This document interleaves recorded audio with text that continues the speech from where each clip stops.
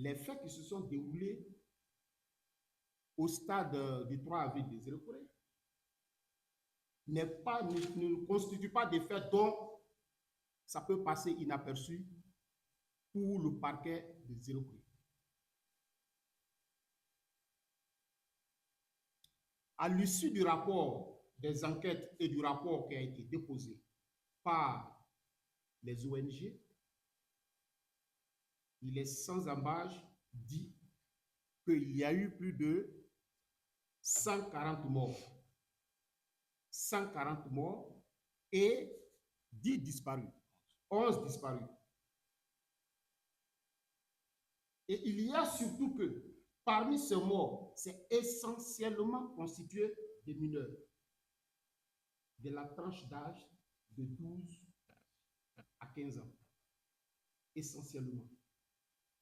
Ce qui donne encore un caractère, n'est-ce pas, davantage compliqué à l'infraction qui a été commise. Alors, si je reviens sur la question de la saisine du paquet des Zéro-Corée et du refus de donner suite à cette saisine relativement à la plainte qui a été déposée le 10. Il s'agit de quoi? Qu'est-ce que c'est que la notion de suite que doit donner le parquet? Le parquet a trois possibilités dans ce qui est appelé donner suite. Lorsque le parquet est saisi d'une plainte directement par une autre personne, il peut soit classer sans suite.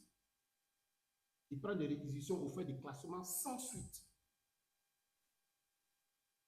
Ce plaignant dont la plainte a été classée sans suite a la possibilité d'intenter l'action directe en saisissant soit en faisant une citation directe, là il s'agit le président qui oriente la procédure devant un juge, ou il saisit le juge d'instruction pour que la procédure soit déclenchée.